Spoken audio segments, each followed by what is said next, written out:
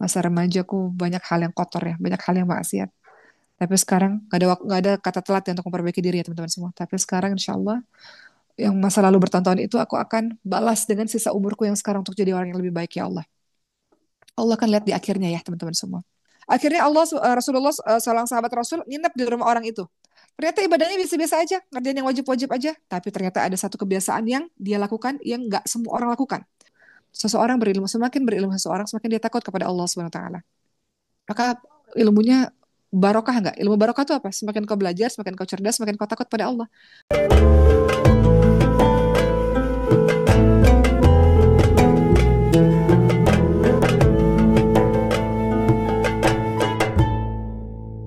Nah, hari ini Uma ingin bahas tentang perbaiki diri kita ya. Momentum Ramadan, uh, Syahrul Ramadan, Syahrul Tarbiyah.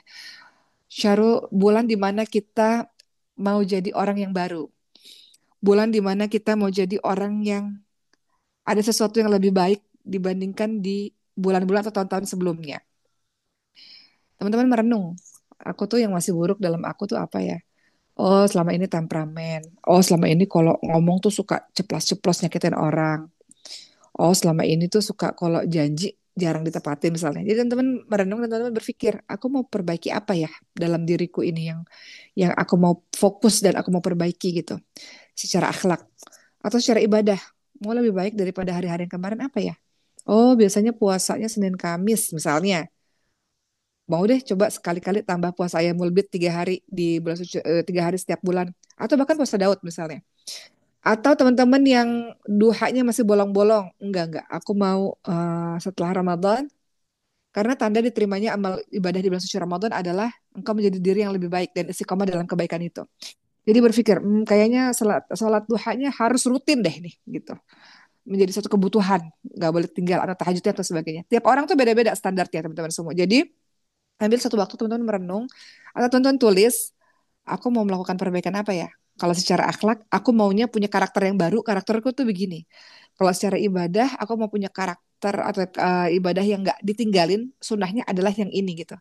Jadi teman-teman berpikir mau sesuatu yang lebih baik apa? Dalam hal apa? Nanti di Ramadan dan setelah Ramadan. Nah, hari ini pembahasan kita mengenai memperbaiki diri di bulan suci Ramadan menjadi momentum untuk menjadi pribadi yang lebih baru. Umum mau mengajak teman-teman semua untuk merenung. Ya, saat ini teman-teman renungi usia teman-teman semua. Mungkin ada yang masih 19 tahun, 20 tahun, ada yang 25 tahun, 27 tahun, atau teman-teman yang di luar pesantren udah 30 tahun, 40 tahun, dan 50 tahun, 60 tahun, dan sebagainya. Kita coba renungi teman-teman semua. Lama juga ya kita hidup ya. Kita hidup udah belasan tahun, udah puluhan tahun, lama juga ya hidup ya. Dan teman-teman renungi apa-apa aja yang udah kita lewatin sejauh ini. Mulai dari semua kebahagiaan, semua air mata, dan renungi betapa indah ya cara Allah mendidik kita. Syahrul Ramadan tuh syahrul tarbiyah, bulannya pendidikan. Jadi teman-teman merenung, indah ya cara Allah mendidik kita. Umma mau cerita sedikit sama teman-teman semua. Dan berterima kasih kepada Allah karena Allah mendidik Umma dengan caranya ya.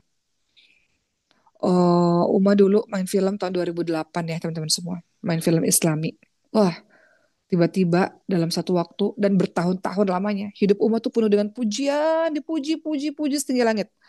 Karena Uma kayaknya pada saat itu satu-satunya yang pakai jilbab panjang deh gitu ya. Jadi orang, wah soleha banget, wah bidadari, Masya Allah. Hidup dengan penuh pujian dan terbiasa bertahun-tahun dengan pujian. Tiba-tiba ada satu waktu di mana haters mulai datang gitu ya. Ada haters-haters dan akhirnya tiba-tiba ada perkumpulan haters gitu. Shock gitu. Yang biasanya hidup dengan penuh pujian, dengan penuh sanjungan, tiba-tiba ada haters, ada yang ngata-ngatain, ada yang memberikan fitnah, ada yang menjelek-jelekan dan sebagainya. Sempat shock gitu. Dan fase yang dilalui adalah sedih. Kok kok ada orang ngomong begini ya? Kok ada orang sejahat ini? Kan saya nggak lakukan kejahatan apapun. Kenapa ada orang begini? Setelah sedih marah. Ya Allah, pokoknya balas orang-orang yang jahat ya Allah, orang-orang yang mengatakan hal-hal yang seperti ini balas ya Allah. Aku tuntut di akhirat marah. Sampai akhirnya dalam satu stage, satu level yang ya udah gitu. Akhirnya jadi ketawa dan masya Allah.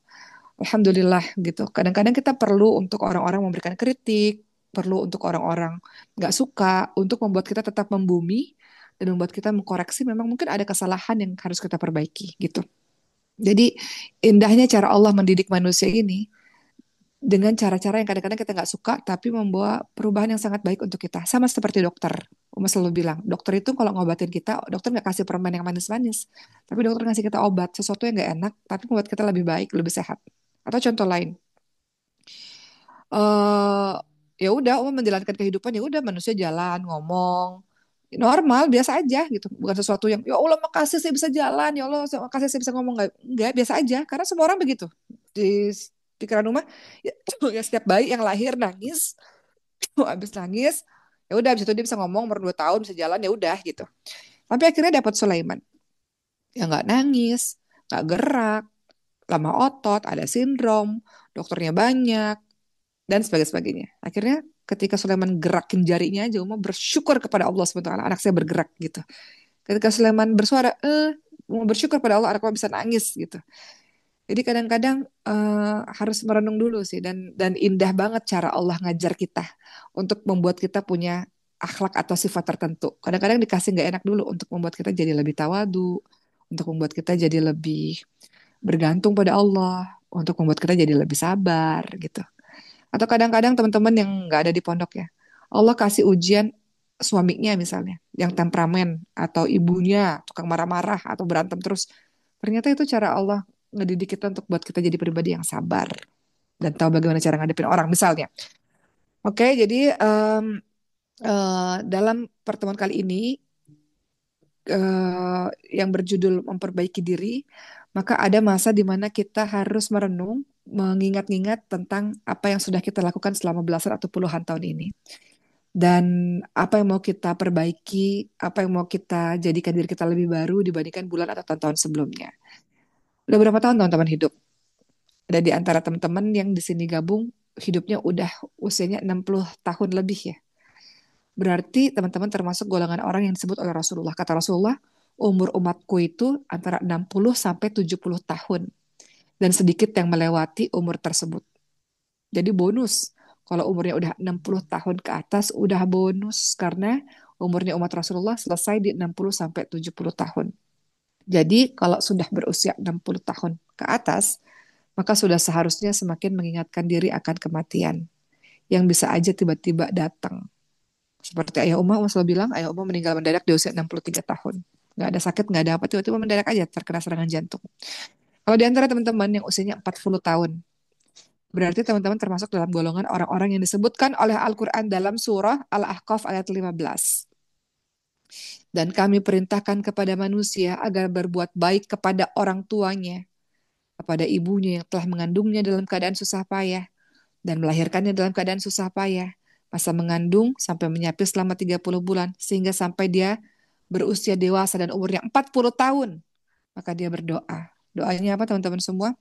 Qala Rabbi auzi'ni an ashkura ni'mataka allati an'amta alayya wa ala walidayya wa an a'mala salihah taradahu wa aslih li fi dhurriyyati inni tubdu ilaika wa inni minal muslimin. Surah Al-Ahqaf ayat ke-15.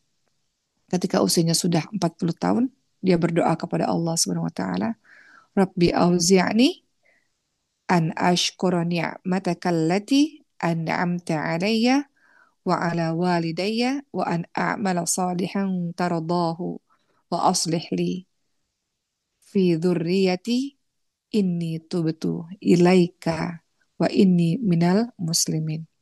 Dalam surah Al-Ahqaf 15, ya Tuhanku, berikanlah aku petunjuk agar aku dapat mensyukuri nikmat-Mu yang telah Engkau limpahkan kepadaku dan kepada orang tuaku, dan agar aku dapat berbuat kebaikan yang Engkau ridhai, dan berikanlah aku kebaikan yang akan mengalir sampai anak cucuku. Sesungguhnya aku bertaubat kepada Engkau dan sungguh aku termasuk orang muslim. Uma selalu bilang usia 40 tahun, walaupun mungkin sebagian teman-teman di sini pelajar usianya 20 tahunan ya, masih jauh gitu. Tapi ternyata nggak jauh ya, cepat banget waktu berjalan. Kayak ibarat naik pesawat, nah 40 tahun tuh udah di atas tuh. Setelah 40 tahun teman-teman akan landing. Jadi orang-orang usia 40 tahun dianjurkan berdoa, ya Allah berikan aku petunjuk supaya bisa mensyukuri nikmat-Mu.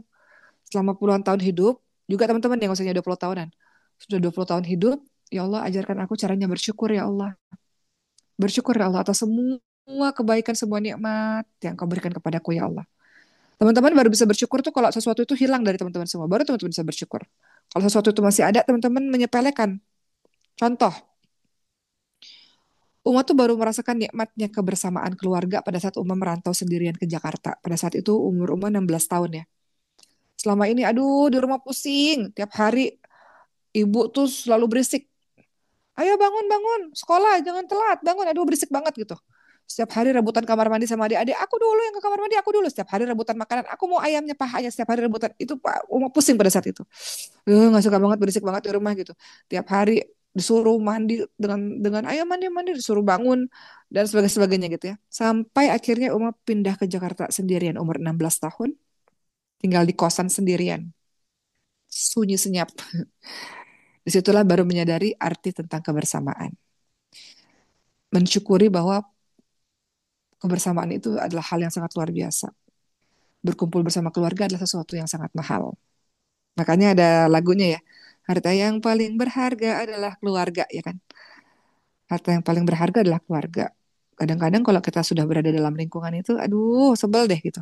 Tapi kalau udah sendiri, udah merantau jauh nih, baru ngerasa harta yang paling berharga adalah kebersamaan bersama dengan anggota keluarga, gitu kan?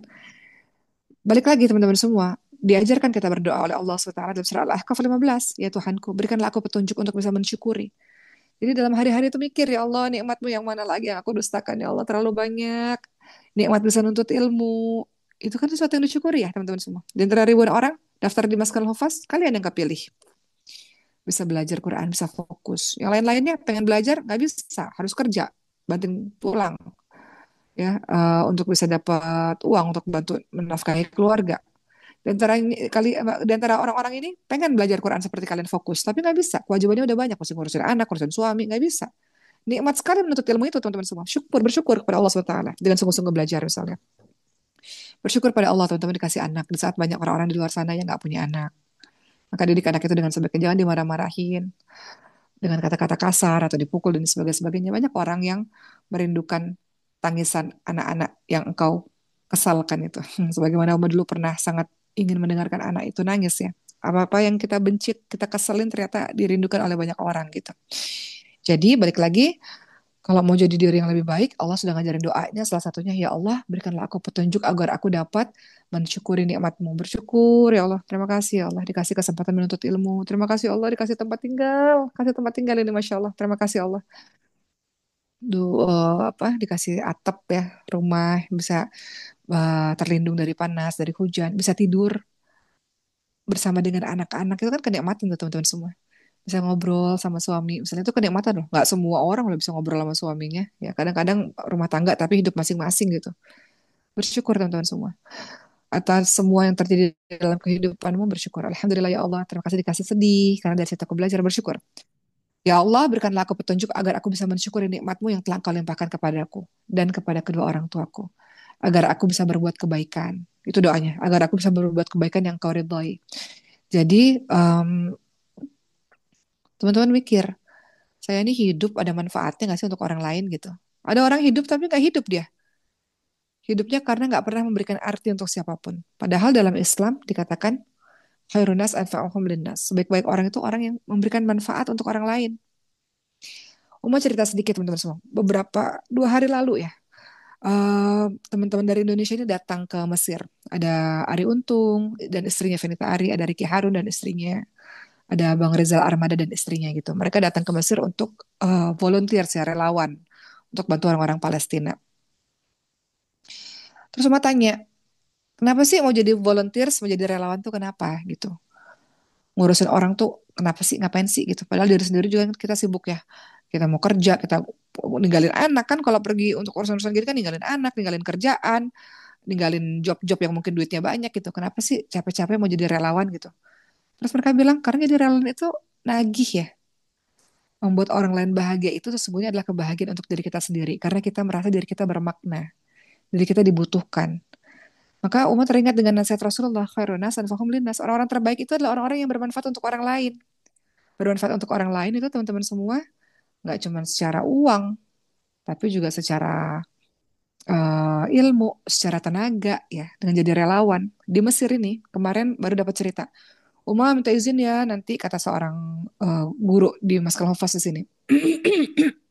Mungkin nggak bisa ikut sampai akhir nanti pertemuan sama Uma. Kenapa? Karena saya ngurusin ini. Sekarang di Mesir ini udah mulai banyak karena Ramadan kan. Udah mulai banyak orang-orang yang siapa murid-murid pelajar-pelajar agama yang kesulitan keuangan, yang ada hutang atau yang perlu uang. Ayo di data namanya nanti kita akan bagi-bagiin uang buat kalian semua gitu.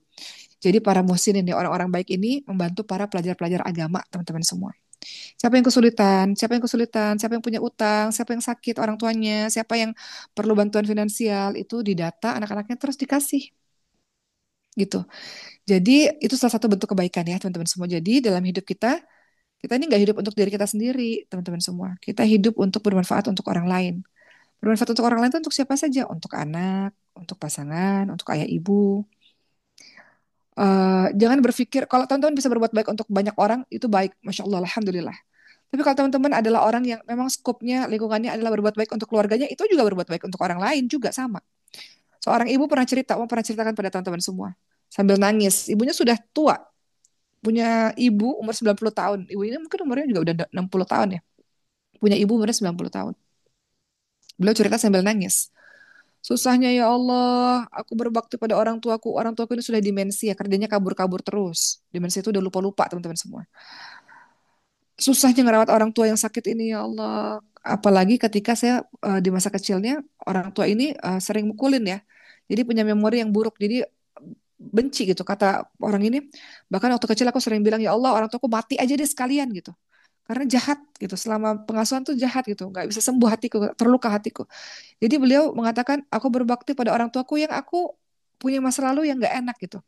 Maka mau bilang pahalanya jauh lebih besar dibandingkan dengan anak yang masa kecilnya penuh dengan kasih sayang. Karena berbuat baik pada orang baik itu biasa. Tapi berbuat baik pada orang yang nggak baik pada kita itu hal yang luar biasa. Dia sedang melakukan sebuah kebaikan yang Allah ridhoi. Jadi kembali lagi dalam doa dalam surah Al-Ahqaf 15. Hafalin doanya. Ya Tuhanku, berikanlah aku petunjuk agar aku bisa mensyukuri nikmat-Mu yang telah Engkau limpahkan padaku dan pada orang tuaku, dan supaya aku bisa berbuat kebaikan yang Engkau ridhoi. Seorang ibu, Umam hari ini banyak kasih contoh, nggak apa-apa ya teman-teman semua biar relate dengan kehidupan kita sehari-hari dan kita bandingkan kehidupan kita dengan orang lain lewat kisah-kisah ini. Seorang ibu umurnya 70 tahun.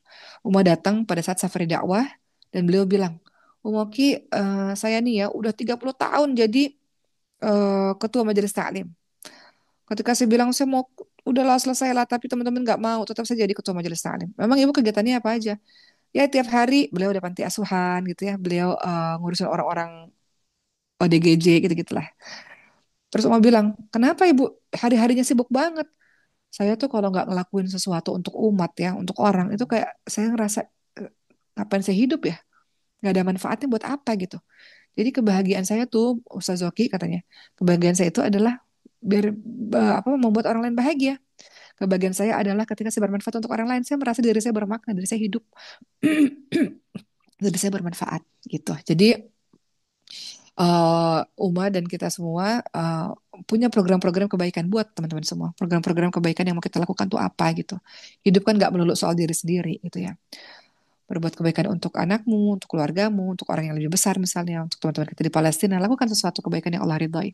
Dan doa tersebut dilanjutkan, dan berikanlah aku kebaikan yang mengalir sampai anak cucuku. Artinya amal-amal jariah. Teman-teman apa yang mau teman-teman lakukan? Amal-amal jariah teman-teman tuh apa? Misalnya kayak amal jariah yang teman-teman lakukan ya, sesuatu yang terus mengalir walaupun teman-teman udah nggak ada. Apa yang bisa teman-teman lakukan? Misalnya teman-teman wakaf Quran kah? Atau teman-teman bantu pembangunan pesantren, pembangunan masjid, walaupun cuma sedikit. Allah nggak lihat secara kuantitas, tapi Allah lihat betapa ikhlas dirimu. Gitu. Buat program-program kebaikan itu. Ingat syahrul Ramadan itu syahrul jud, bulannya kedermawanan. Bulan kedermawanan.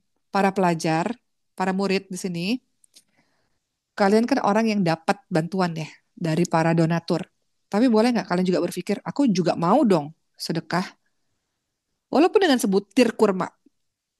Kasih temennya makanan berbuka puasa, walaupun dengan sebutir kurma. Uma selalu bilang sama teman-teman semua di Mesir ini orang nabung 1 tahun untuk ngasih makanan berbuka puasa di bulan suci Ramadan. Di bulan suci Ramadan gak ada orang kelaparan karena semua orang bagi-bagi makanan di jalan-jalan. Di rumah-rumah dibuka, ayo siapa hari ini 200 orang makan di rumahku, buka makan untuk buka puasa. Restoran-restoran sebagian restoran gratis untuk orang buka puasa gitu. Teman-teman sekarang berpikir, aku di bulan suci Ramadan mau ngasih sedekahnya apa bentuknya ya? Yang bisa ngasih makanan orang buka puasa. Satu butir kurma mungkin, satu gelas air mungkin, ya. Jadi teman-teman bisa lakukan itu. Dan sesungguhnya aku bertobat kepada engkau dan sungguh aku termasuk orang-orang muslim. Nah ini yang mau kita bahas agak lebih banyak ya teman-teman semua. Perbaiki diri itu adalah termasuk bagian dari bertobat kepada Allah SWT. Hijrah ya, berhijrah menjadi diri yang lebih baik. Nah teman-teman semua, tadi itu doa untuk teman-teman yang usianya sudah 40 tahun. Walaupun kita bisa baca juga doa itu dalam keseharian. Kalau kita lihat, Ibnu Katsir rahimahullah mengatakan ketika seseorang usianya udah 40 tahun, mungkin ini nggak relate sama teman-teman, karena beberapa teman sebagian besar umurnya 20 tahunan, tapi teman-teman nggak apa-apa, teman-teman bisa dengar ini. Ibnu Katsir menjelaskan ayat tadi ya, ketika seseorang usianya sudah 40 tahun, akalnya dan pemahamannya udah sempurna. Biasanya kalau orang umur udah 40 tahun, dia nggak bisa lagi tuh berubah kebiasaannya. Jadi 40 tahun itu adalah titik seseorang, kalau dia buruk di 40 tahun, buruk seterusnya. Kalau dia baik di 40 tahun, baik seterusnya. Umumnya begitu. Jadi ketika seseorang sudah mencapai usia 40 tahun, harus memperbaharui tobat dan tidak mengulangi kesalahan yang diperbuat. Itu untuk 40 tahun. Bagaimana kalau di antara kita sudah muncul uban? Uban ini disebut di dalam Al-Quran, teman-teman semua. Surah Ar-Rum ayat 54. Ar-Rum 54. Allah lah yang menciptakan kamu dari keadaan yang lemah. Kemudian Allah menjadikan dalam keadaan lemah itu menjadi kuat. Dari lemah, dari kecil, kuat. Jadi remaja yang kuat. Kemudian dia menjadikan kamu lemah lagi. Jadi orang yang tua, sepuh gitu ya. Dan kembali dan menjadi orang yang beruban. Dia menciptakan apa yang Allah kehendaki. Allah mengetahui lagi Allah Maha Kuasa. Ya, jadi Allah udah ingetin tuh fase kehidupan kalian nanti. Sekarang kalian ini, teman-teman sekalian, mayoritas ini kalian dalam kondisi yang lagi kuat. Pemuda, pemuda itu kuat ya. Masih bisa belajar, masih bisa menyerap segala macam informasi, kesempatan luas membentang. Tapi proses masa muda ini nggak panjang, teman-teman semua. Ada satu titik nanti teman-teman akan berada dalam satu fase dan terus teman-teman lihat ke belakang. Dan mudah-mudahan ketika teman-teman lihat ke belakang, teman-teman akan mengatakan, makasih ya diriku yang sudah menghabiskan masa remaja dengan begitu produktif, dengan begitu indah, dengan cerita yang perjuangan yang luar biasa, masa remaja yang suci, yang bersih. Nah, itu luar biasa tuh. Tapi ada orang yang di satu titik balik ke masa lalu dia mengatakan, ya Allah, masa remajaku banyak hal yang kotor ya, banyak hal yang maksiat. Tapi sekarang nggak ada kata telat ya untuk memperbaiki diri ya teman-teman semua. Tapi sekarang insya Allah yang masa lalu bertahun-tahun itu aku akan balas dengan sisa umurku yang sekarang untuk jadi orang yang lebih baik ya Allah. Allah akan lihat di akhirnya ya teman-teman semua. Allah lihat di akhirnya. Seorang Sayyidina Umar bin Khattab radhiyallahu anhu, orang yang sangat benci Islam, ingin bunuh Nabi, di akhir-akhir hidupnya ya, menjelang usia dewasa dan usia tuanya, itu berkhidmat untuk agama Allah SWT. Beliau membalas semua keburukan beliau di masa lalu dengan berkhidmat penuh kepada agama Allah SWT. Sehingga Allah muliakan dengan jasadnya bersebelahan dengan jasad Nabi. Jadi kalau kita datang ke Masjid Nabawi, lagi mau ziarah ke kubur Rasulullah, Assalamualaikum ya Rasulullah, Assalamualaikum ya Umar. Gitu. Sebelahan kuburnya. Betapa Allah muliakan beliau. Padahal beliau punya masa lalu yang kelam. Sama kayak kita semua di sini, teman-teman semua. Gak semua orang punya masa lalu yang bersih. Ada 200 lebih para penghafal Quran di sini. Gak semua orang di sini punya masa lalu yang bersih. Kita sempat terjatuh dalam dosa. Kita sempat melihat mungkin sesuatu yang nggak pantas untuk dilihat. Kita sempat melakukan sesuatu yang nggak boleh untuk dilakukan. Nggak semua orang bersih. Tapi kita menjadi orang baik. Ini jadi titik balik dalam kehidupan kita. Kita menjadi orang baik. Ramadan, Syahrul Tarbiyah, bulannya pendidikan menjadi orang baik. Masa muda yang teman-teman lakukan sekarang adalah masa muda tuh usia berapa sih? 15 sampai 60 tahun tuh. Usia-usia kuat. Masih masa-masa muda tuh. Usia-usia kuat sebetulnya. Masa-masa kuat ya. Jadi mudah-mudahan Allah bantu teman-teman untuk memaksimalkan ibadah. Teman-teman lihat surah Fatir ayat 37. Fatir ayat 37. Bukankah kami telah memanjangkan umurmu untuk dapat berpikir bagi orang yang mau berpikir, padahal telah datang kepadamu pemberi peringatan, maka rasakanlah azab kami bagi orang-orang zalim, tidak ada seorang penolong pun.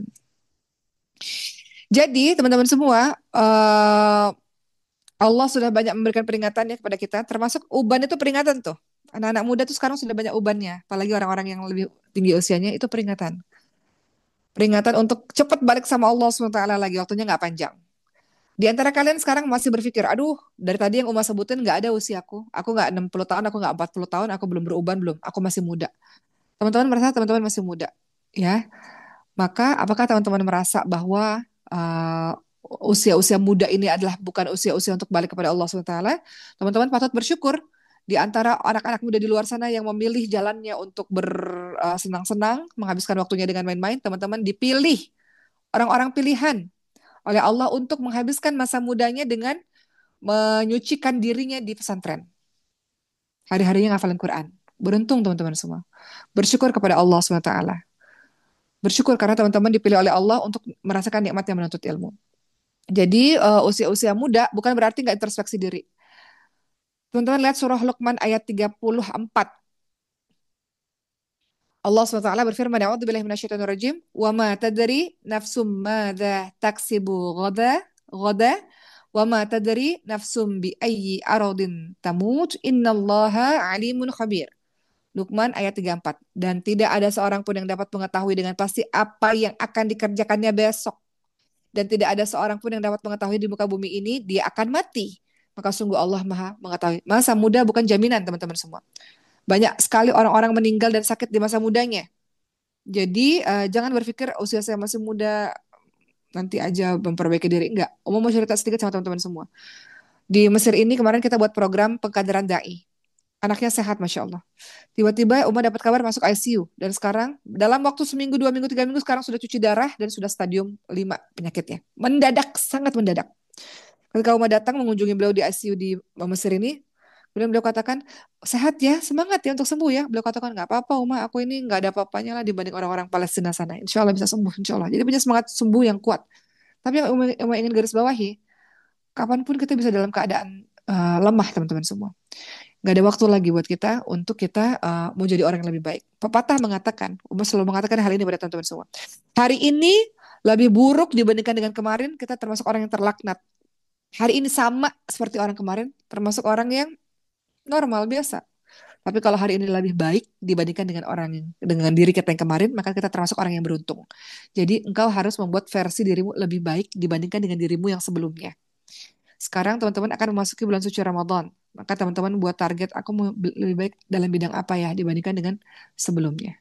Nah, setelah kita tahu tentang berbagai macam tingkatan usia ini, maka caranya adalah em, kebiasaan-kebiasaan yang kita lakukan di masa muda ini, teman-teman semua. Ya, ingat bahwa seseorang itu mati sesuai dengan kebiasaannya. Teman-teman pernah lihat nggak di YouTube orang mati ketika lagi baca Quran? Kenapa? Karena hari-harinya baca Quran. Kenapa orang mati dalam keadaan sujud? Karena hari-harinya banyak sujudnya. Gitu, teman-teman semua. Jadi, sebelum kita menyesali hari-hari yang sudah lewat, kan waktu berjalan cepat banget ya, teman-teman semua. Teman-teman sekarang sudah masuk bulan Februari. Ini ntar lagi wisuda Quran nih. Sudah setengah tahun perjalanan bersama dengan Quran. Sebentar lagi wisuda, sebentar lagi teman-teman ninggalin Maskal Hufaz. Tinggalin pesantren. Waktu terus berjalan. Jangan sampai kita jadi orang yang menyesali masa lalu kita, teman-teman semua. Sebagaimana kalau kita tahu ya,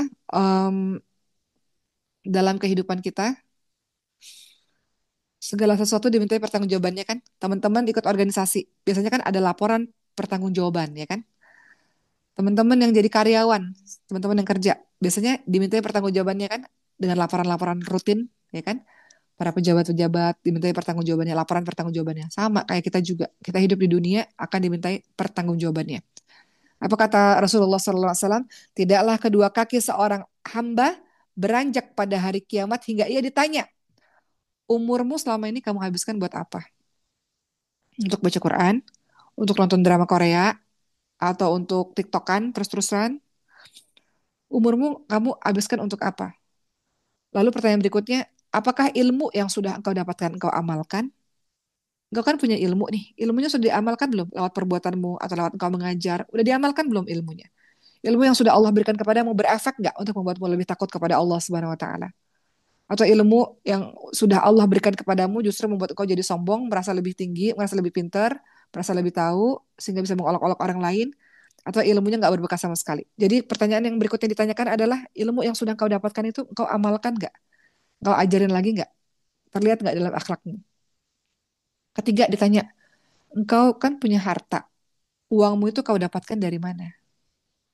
dari korupsi, dari curang, dari mana hartanya? Dan dibelanjakannya, dikeluarkannya untuk apa? Hartanya dikeluarkannya untuk apa? Terus ditanya lagi, tubuhmu yang sudah Allah kasih, tubuhmu itu, kau gunakan buat apa? Kau usangkan untuk apa? Kau habiskan tubuhmu itu untuk apa? Itu dalam hadis riwayat Tirmidzi ya, ditanya oleh Allah SWT nanti di hari akhir. Umurnya ngapain aja sih? Selama puluhan tahun ini ngapain? Umar waktu datang ke Mesir tahun 2008, pertanyaan pertama dari anak-anak Mesir, kamu udah hafal Quran berapa juz? Di situ Umar ngerasa malu dan ngerasa ditampar ya. Karena selama ini nggak ngafalin Quran. Di tahun 2008 itu belum ngafalin Quran.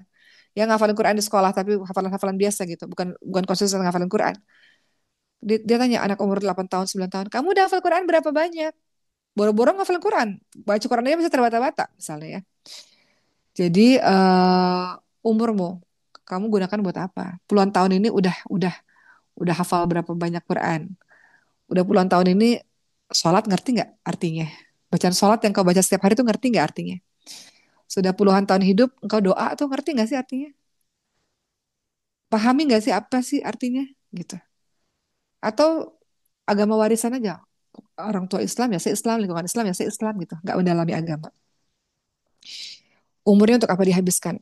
Jangan kebanyakan main-main ya teman-teman semua. Jangan kebanyakan sosmed. Kita ini penyakit besar di Indonesia ini adalah sosmed beneran. Indonesia ini pengguna sosial media nomor 4 terbanyak sedunia. Nggak ada orang nggak punya sosmed di Indonesia. Kalau kita pikir-pikir, untuk teman-teman yang di luar pesantren ya, di pesantren kan nggak pegang handphone. Kalian menghabiskan waktu dengan handphone tuh berapa jam teman-teman semua? Itu penyakit penyakit besar, addicted. Kalian akan sibuk untuk posting, komen orang apa ya, orang like apa enggak ya, boleh. Kalau itu bagian dari kerjaanmu itu boleh, tapi nggak melulu hidup kita dengan sosmed teman-teman semua, gitu ya. Umurmu untuk apa engkau habiskan? Ilmunya, engkau kan punya ilmu, engkau kan sekolah, teman-teman kan sekolah, teman-teman punya ilmu agama pun punya ilmu dunia kan. Seseorang berilmu, semakin berilmu seseorang, semakin dia takut kepada Allah Subhanahu Wa Taala. Maka ilmunya barokah nggak? Ilmu barokah itu apa? Semakin kau belajar, semakin kau cerdas, semakin kau takut pada Allah. Orang berilmu itu semakin dia berilmu, semakin takut kepada Allah SWT. Gitu. Kemudian hartanya. Hartanya hati-hati. Uma kemarin pergi ke satu negara, eh dan ini hal simple ya, hal simple yang nggak semua orang lakuin gitu. Kita beli, ini cerita sederhana, kita beli gantungan kunci teman-teman semua. Dengan harga yang sangat murah. Terus kata pedagangnya, ambil aja nih. Ambil aja banyak-banyak. Akhirnya teman-teman satu travel itu ambil banyak ini gantungan kunci. Sudahlah kita semua di bis. Terus tiba-tiba dia bilang gini, bis jangan jalan dulu ya gitu. Kenapa Bu gitu? Saya mau ngembaliin satu gantungan kunci. Padahal jalannya jauh banget dari bus ke tempat belanja itu jauh gitu. Saya mau ngembaliin ini, tolong tunggu sebentar ya, tolong ya gitu. Satu gantungan kunci yang harganya murah meriah itu, ketakutan beliau itu.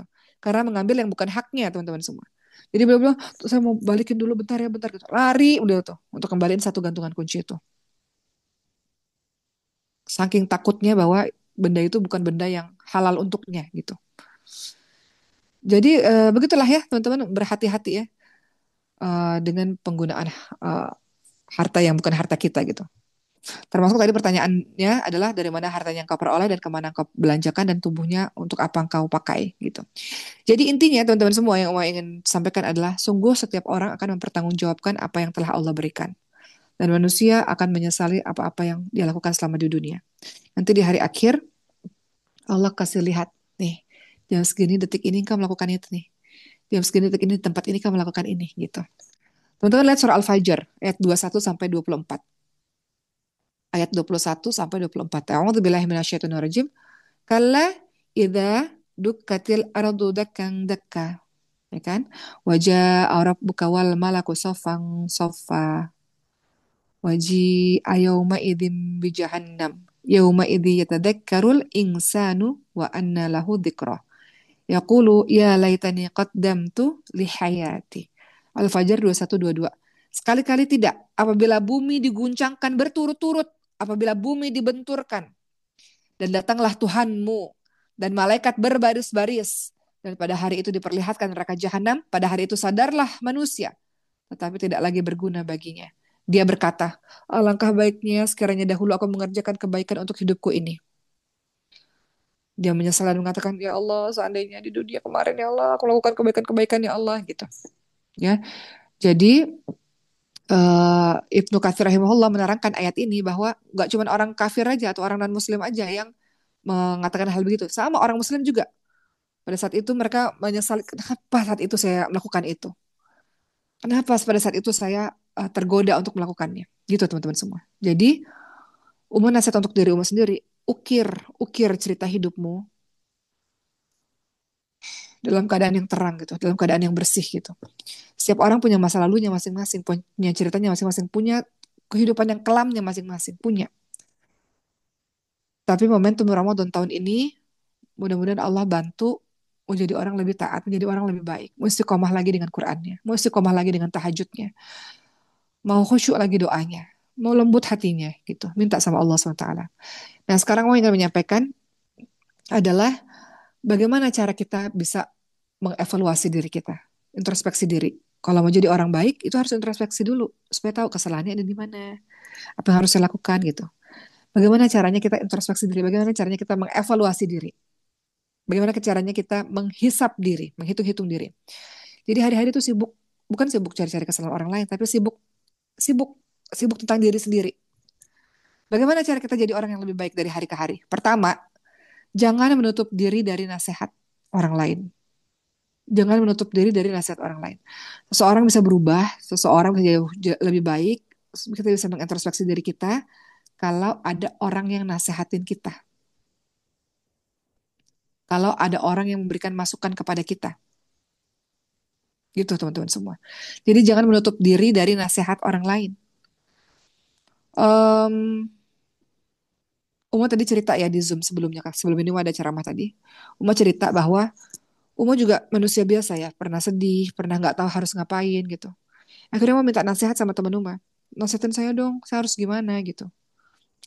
Beliau kasih ayat, kasih Quran, kasih hadis. Terus Uma bilang, iya saya udah tahu sih ayat itu, saya udah tahu hadis itu, saya udah tahu ayat itu, saya udah tahu hadis itu, saya udah tahu kisah itu gitu. Semua yang dia omongin Uma tahu gitu.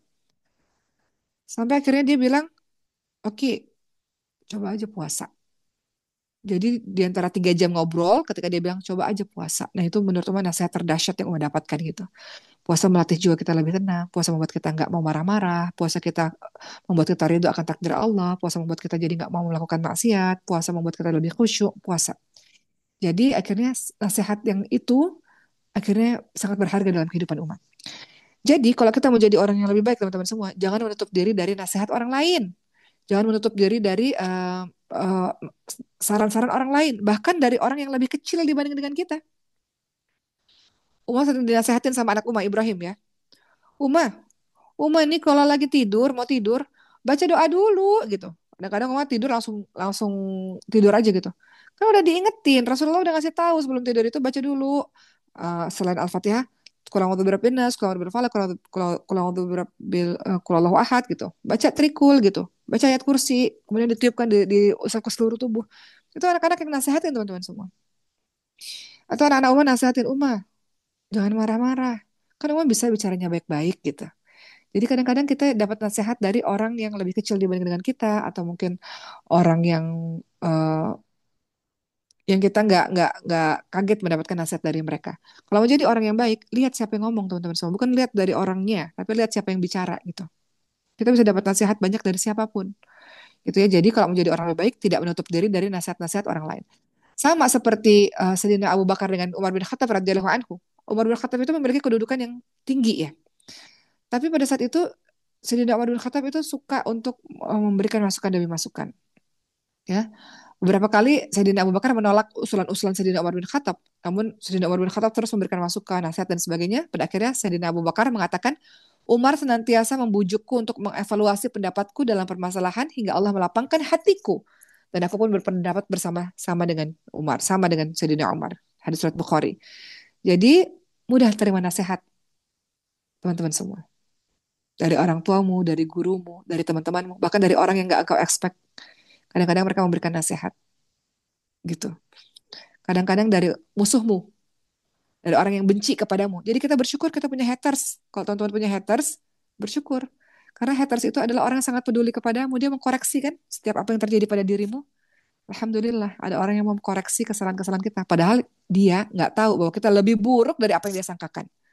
Dosa kita lebih banyak dari apa yang dia sangkakan. Dari apa yang dia katakan tuh dosa kita lebih banyak. Tapi Allah tutup aib. Jadi kalau di antara teman-teman ada yang mengatakan, ada yang nggak suka sama aku, ada yang benci sama aku, ada yang dengki sama aku, ada yang fitnah aku. Alhamdulillah, dia mengkoreksi tindakan-tindakan kita yang mungkin aja memang salah selama bertahun-tahun ini. Berikutnya, kedua, bagaimana cara engkau menjadi orang yang lebih baik? Gak ada cara lain, harus cari teman yang baik, cari teman yang soleh. Cari teman yang soleh, teman-teman semua. Apa kata Rasulullah SAW? Teman yang baik itu akan ngingetin pada kebaikan.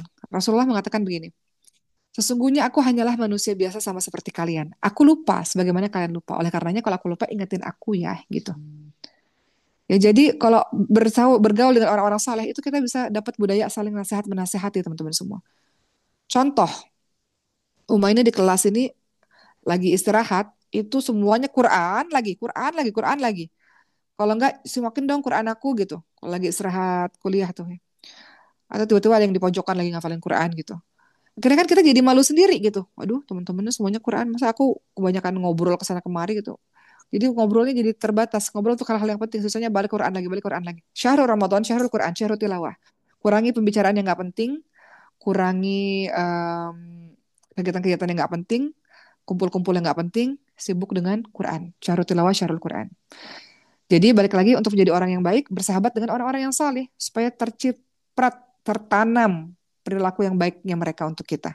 Mereka itu cermin ya, cermin bagi diri kita sehingga mendorong kita untuk melakukan perbuatan-perbuatan yang baik. Dalam hadis surat Abu Dawud dikatakan, jika Allah menghendaki kebaikan, kebaikan bagi diri seorang pemimpin, maka Allah akan memberinya seorang pendamping atau pembantu yang jujur dalam mengingatkan jika dirinya lalai dan membantu jika dirinya ingat. Kalau Allah menghendaki kebaikan bagi dirimu, maka Allah akan memberikan engkau pendamping atau sahabat atau teman yang akan mengingatkanmu jika engkau lalai dan akan membantumu, ya. Maka bersyukurlah kalau bertemu dengan teman-teman soleh kayak gitu, ya. Bersyukur kalau ketemu sama teman-teman yang soleh. Nggak semua orang tuh. Ada orang mengatakan begini, dosa-dosa dia, udahlah urusan-urusan dia, dia juga udah gede kok, ngapain aku ingat-ingatin? Salah. Islam itu adalah agama yang agama nasihat. Wal 'asr innal insana lafi khusr illa alladziina aamanu wa 'amilus shalihat wa tawassaw bil haqq wa tawassaw bis sabr. Demi masa manusia berada dalam kerugian kecuali mereka yang beriman beramal soleh saling menasihati dalam kebaikan dan saling menasihati dalam kesabaran. Saling menasihati dalam kebenaran dan kesabaran gitu. Jadi nggak salah tuh kalau kita bergaul sama orang, dia bilang, udahlah, udah sama-sama gede ini, yang bikin dosa dia yang bertanggung jawab sama Allah. Dia nggak peduli, dia nggak sayang padamu. Tapi kalau engkau berteman dengan orang-orang salih, dia akan ngingetin engkau walaupun tanpa menggurui, dia akan ngingetin dirimu. Gitu ya teman-teman semua. Dan ketiga, bagaimana caranya untuk menjadi diri yang lebih baik? Menyendiri. Di antara 24 jammu itu engkau harus ada waktu sendiri untuk muhasabah. Sendiri untuk muhasabah. Apa kata Sayyidina Umar bin Khattab? Koreksilah diri kalian sebelum kalian dihisap dan berhiaslah dengan amal solih pada hari yang akan di pagelaran agung ya, yang akan ditunjukkan pada hari kiamat kelak, yang akan bermanfaat untuk hari kiamat kelak. Hadis surat Tirmidzi. Koreksilah diri kalian sebelum kalian dihisap. Jadi ada waktu dalam satu hari teman-teman diem di atas sejadah, teman-teman ngerenungin. Ya Allah hari ini berkata kasar pada orang tua. Ya Allah hari ini mengatakan kata-kata yang menyakiti hati seseorang. Ya Allah, hari ini aku marah, ya Allah. Penuh dengan kebencian, marah, dan dendam, ya Allah. Jadi introspeksi diri, teman-teman semua. Teman-teman tahu kan sebuah kisah yang sangat terkenal. Kisahnya berbunyi begini. Kata Rasulullah bergabung bersama dengan para sahabat. Kata Rasulullah, dia penghuni surga. Hari kedua Rasulullah bilang, dia penghuni surga. Hari ketiga Rasulullah bilang, dia penghuni surga. Sampai seorang sahabat penasaran, siapa dia? Kenapa Rasulullah bilang dia penghuni surga? Akhirnya Rasulullah, seorang sahabat Rasul, nginep di rumah orang itu. Ternyata ibadahnya biasa-biasa aja, ngerjain yang wajib-wajib aja. Tapi ternyata ada satu kebiasaan yang dia lakukan yang nggak semua orang lakukan. Yaitu sebelum dia tidur, dia katakan, ya Allah, aku meminta ampun atas semua kesalahanku dan aku memaafkan semua kesalahan orang yang pernah menyakiti hatiku. Jadi hatinya damai, tenang, bersih, bersih hatinya. Gak ada marah, dendam, iri, dengki, benci, gak ada. Bersih hatinya, ya. Kemudian dia mengkoreksi seharian ini aku berbuat salah pada ini, pada itu. Aku nggak menepati janji. Dia mengkoreksi dirinya sehingga dia tidur dalam keadaan hati yang bersih dan bangun dalam keadaan yang sudah bersemangat untuk melakukan amal kebaikan. Jadi kata Sayyidina Umar bin Khattab, koreksi dirimu sebelum kalian dihisap. Jangan cari-cari kesalahan orang lain, cari-cari kesalahan dirimu sendiri. Ya, di riwayat lain dikatakan hamba tidak dikatakan bertakwa hingga seorang hamba tidak dikatakan bertakwa hingga dia mengkoreksi dirinya sebagai dia mengkoreksi sebagaimana dia mengkoreksi rekannya. Ya, seorang hamba tidak dikatakan bertakwa sehingga dia mengkoreksi dirinya sebagaimana dia mengkoreksi temannya. Pandai kita mengkoreksi orang lain. Pandai kita nyari-nyari kesalahan orang lain. Padahal diri kita sendiri jauh lebih banyak kesalahan dibanding dengan orang lain tersebut. Apa sih manfaat kita muhasabah diri, manfaat kita mengintrospeksi diri? Ya, kalau teman-teman punya kebiasaan tiap hari kan menjadi orang lebih baik nih, tiap hari mengkoreksi diri. Apa manfaat kita mengintrospeksi diri, mengevaluasi diri? Pertama, musibah terangkat dan hisab akan diringankan. Sebelum kita dihisab, kita hisab dulu, hitung-hitung dulu. Aduh, kesalahanku yang ini, yang ini, yang ini. Ternyata manfaatnya adalah musibah-musibah terangkat dan hisab akan diringankan. Kata Sayyidina Umar bin Khattab radhiyallahu anhu, sesungguhnya hisab pada hari kiamat akan menjadi ringan hanya bagi orang yang selalu menghisap dirinya saat hidup di dunia. Sesungguhnya perhitungan pada hari kiamat akan menjadi ringan hanya bagi orang yang selalu menghitung dirinya pada saat dia hidup di dunia. Ya, maka introspeksi diri malam-malam, mikirin ya Allah hari ini aku berbuat ini, berbuat itu ya Allah gitu. Introspeksi diri. Ya. Berikutnya teman-teman semua, apa sih manfaat ya? Tadi kita sudah bahas cara-caranya. Nah, sekarang kita bahas manfaatnya. Manfaatnya kalau kita menjadi orang yang memang suka mengkoreksi diri itu apa? Kita punya hubungan yang baik di antara sesama manusia. Ada orang begini teman-teman semua. Pernah nggak punya cerita atau punya kisah? Kalau kita ngingetin orang, dia bilang gini, ya ini watak saya memang begini. Ya saya nggak bisa berubah, emang kayak gini. Dia orang yang nggak mau berubah. Dia orang yang nggak mau dengar nasihat. Atau kita sendiri, ya saya mau begini. Terima-terima enggak ya udah gitu. Watak saya memang kayak gini. Mudah-mudahan kita dijauhkan dari orang-orang begitu. Dan mudah-mudahan kita dijauhkan dari sifat yang begitu. Gak ada keinginan yang mau berubah, teman-teman semua. Padahal kita sudah tahu sama-sama bahwa orang terbaik itu adalah orang yang hari-harinya lebih baik daripada hari-hari sebelumnya. Kalau kita berintrospeksi diri, maka maka kita punya hubungan yang baik antar sesama manusia. Gitu, teman-teman semua. Kita punya hubungan yang baik dengan sesama manusia. Jadi perlu orang-orang yang nasihatin itu perlu. Haters itu perlu dalam kehidupan kita. Orang yang iri dengki, orang yang ngata-ngatain itu perlu. Kadang-kadang kita perlu lisan yang mereka untuk ngingetin kita. Kalau orang-orang yang sayang mungkin ya ada yang ngingetin, ada yang muji-muji gitu. Tapi orang-orang yang ini perlu nih.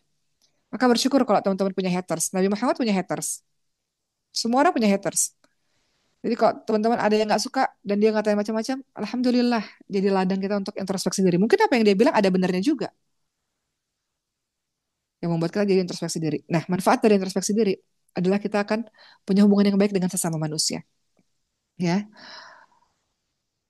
dalam hadis riwayat Ahmad dikatakan, sesungguhnya pintu-pintu surga dibuka pada hari Senin dan Kamis. Dan di kedua hari tersebut seluruh hamba diampuni, kecuali mereka yang memiliki permusuhan dengan saudaranya. Maka dikatakan bagi orang yang masih bermusuhan, tangguhkan, tunda ampunan bagi keduanya sampai mereka berdamai. Jadi kadang-kadang kita ini masih bermasalah sama orang ya. Bahkan ini mau Ramadan masih punya masalah sama orang, masih belum maaf-maafan, masih bermusuhan. Kata Allah SWT, tunda ampunan bagi orang-orang ini sampai mereka berdamai. Nah, kita mau momentum Ramadan, syahrul tarbiyah, syahrul pendidikan, kita mau jadi orang yang punya hati yang bersih dan punya hubungan yang baik dengan sesama manusia. Kemudian, kita terbiasa untuk introspeksi diri dalam rangka memperbaiki diri. Kita terbebas dari sifat munafik, sifat nifak. Teman-teman harus meluangkan waktu tiap hari bermuhasabah, introspeksi diri, merenung. Aku tuh ngapain sih selama bertahun-tahun ini? Hari ini tuh aku buat dosa apa sih? Kalau teman-teman lakukan itu, teman-teman terhindar dari sifat nifak, dari sifat yang munafik. Seorang ulama mengatakan, tidaklah diriku membandingkan antara ucapan dan perbuatanku, melainkan aku khawatir jika ternyata diriku adalah salah seorang pendusta. Apa yang aku ucapin gak sesuai dengan apa yang aku lakukan. Aku khawatir diriku ini pendusta. Kemudian dikatakan lagi, ulama lain mengatakan, aku menjumpai yang orang soleh berikutnya yang mengatakan, aku menjumpai 30 sahabat Nabi. Mereka semua mengkhawatirkan kemunafikan atas diri mereka. Tidak ada satupun dari mereka yang mengatakan bahwa keimanannya seperti keimanan Jibril atau Mikail. Padahal mereka orang-orang soleh. Tapi tiap hari mereka ketakutan, ya, khawatir diri mereka munafik. Kumpul sama orang-orang soleh, tapi di waktu bersamaan nanti dalam kesendirian buat dosa. Khawatir menjadi orang-orang yang munafik. Dikatakan mereka khawatir karena telah memiliki umur yang panjang, dan mereka melihat berbagai kejadian yang tidak mereka ketahui dan mereka tidak mampu ingkari sehingga mereka khawatir jika mereka menjadi seorang penjilat dengan sikap diamnya misalnya. Intinya, ketika teman-teman berintrospeksi diri, teman-teman mikir, aku munafik nggak ya gitu. Jujur sama diri sendiri, aku ini munafik nggak ya? Dan jangan aku orang munafik nih. Apa yang aku omongin nggak sesuai dengan apa yang aku lakukan. Jangan-jangan aku munafik nih. Hari ini ngumpul sama orang-orang soleh, malam buat maksiat ketika masa kesendirian. Gitu. Jadi intinya adalah kalau mau jadi orang yang lebih baik, nasihat buat diri umat sendiri. Seorang muslim sepatutnya mengakui bahwa dirinya berdosa, dirinya penuh salah, dirinya pernah berbuat maksiat, dan pengakuan dosa ini adalah menjadikan dia introspeksi diri dan menjadikan dia bertobat dari kesalahan-kesalahannya. Insya Allah. Bulan suci Ramadan, syahrul maghfirah, bulan yang penuh dengan ampunan. Bulan yang penuh dengan ampunan dari Allah SWT. Maka, jadikan momentum Ramadan ini membuat diri kita menjadi lebih baik daripada sebelumnya. Terakhir dari Umar pada hari ini, untuk teman-teman semua.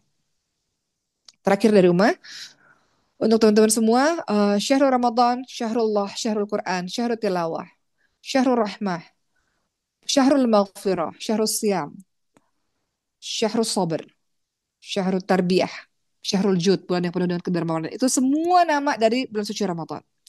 Maka hari ini kita sama-sama belajar bahwa mudah-mudahan di bulan suci Ramadan ini kita diberikan kemampuan maksimal untuk bisa mengerjakan yang sunnah-sunnah. Kejar teman-teman semua. Kemarin-kemarin tuh udah terlalu lalai. Jadi kejar di Ramadan ini, kejar ke Ramadan ini untuk mendapatkan predikat sebagai orang yang bertakwa dan meraih kemenangan insya Allah. Begitu, sekian dari Uma. Mudah-mudahan singkat tapi ada manfaatnya buat teman-teman semua. Semangat ya. Semoga Allah angkat kejenuhan kalian dalam belajar Quran.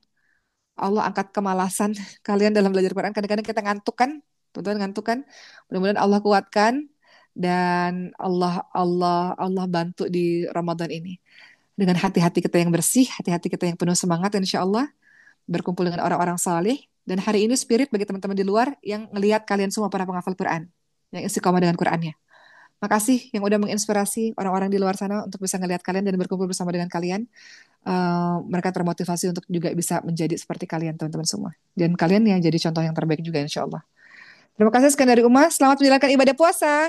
Malam ini Uma sudah tarawih. Dan semoga hati kita penuh dengan kebahagiaan untuk lebih dekat kepada Allah SWT. Uma serahkan kembali kepada MC. Terima kasih semuanya.